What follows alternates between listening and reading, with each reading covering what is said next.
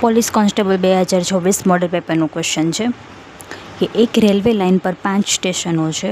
Railway અધિકારીઓ માટે જરૂરી વિવિધ મુસાફરી ટિકિટોની ન્યૂનતમ સંખ્યા કેટલી છે કે જેથી તે કોઈપણ મુસાફરને જે જોઈએ તે ટિકિટ આપી શકે? આવો પ્રશ્ન છે આપણી પાસે.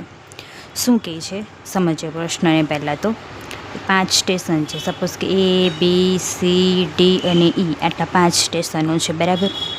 ધારી લો કે હું કોઈ એક રેલવે અધિકારી છું. બરાબર. મારી પાસે એટલા સ્ટેશન છે તો મારી પાસે એવી કેટલી ટિકિટો ઓછામાં ઓછી હોવી જોઈએ કે હું કોઈ પણ મુસાફરને કોઈ પણ સ્ટેશન માટે જવા માટે આપી શકું?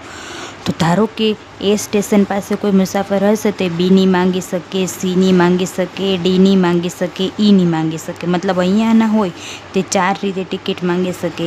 એ રીતે બી સ્ટેશન પાસેથી 1, 2, 3, 4 માંગી શકીએ. તે આના 4, આના 4, આના 4. બરાબર. એટલે શું કહેવા માંગે છે કે એ સ્ટેશન પર ઊભેલો મુસાફર પણ 4 રીતની ટિકિટ માંગી શકે. બી સ્ટેશન પર ઊભેલો વ્યક્તિ પણ 4 પ્રકારની ટિકિટો માંગી શકે. એવી રીતે 5 સ્ટેશનના વ્યક્તિ 4 રીતે ગણવા જાય તો 5 ચોક કેટલા થાય? 20 પ્રકારની ટિકિટો માંગી શકે. બરાબર. તો તે જે અધિકારી એટલે કે હું મારી પાસે કેટલા પ્રકારની 20 પ્રકારની ઓછામાં ઓછી ટિકિટો હોવી જોઈએ કે જે હું કોઈ પણ મુસાફરને જે માંગે તે ટિકિટો આપી શકું. ફરીથી એકવાર પ્રશ્ન સમજાવું છું. ક્વેશ્ચન શું છે કે રેલવે અધિકારી માટે જરૂરી વિવિધ મુસાફરીની ટિકિટોની ન્યૂનતમ સંખ્યા કેટલી હોવી જોઈએ? તો ઓછામાં ઓછી કીધી છે આપણે. એક ગણીએ કે એક મુસાફર એની માંગી શકે, બીની માંગી શકે. એકનું ઓછામાં ઓછી. ન્યૂનતમ એટલે શું છે?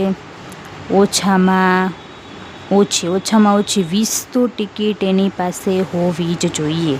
એટલે આ માટે કોઈ પણ ક્વેશ્ચન પૂછાય, ધારો કે તમને એમ કીધું હોય કે 11 સ્ટેશનો છે તો હવે તમને ડાયરેક્ટ આવડવું જોઈએ. બરાબર. જેટલા સ્ટેશન હશે એના ગુણ્યા 1 ઓછું કરી દેવાનું, કારણ કે જે સ્ટેશન હશે એની ટિકિટ તો માંગવાનો જ નથી. એટલે કે 11 સ્ટેશનમાંથી જ્યાં ઊભો છે એ સ્ટેશનની નહીં માંગે, બાકીના 10 સ્ટેશનને માંગી શકે. એટલે ગુણ્યા શું કરી દેવાનું? 10. આવા 11 સ્ટેશન 110 પ્રકારની ટિકિટ એની પાસે અધિકારી પાસે હોવી જોઈએ.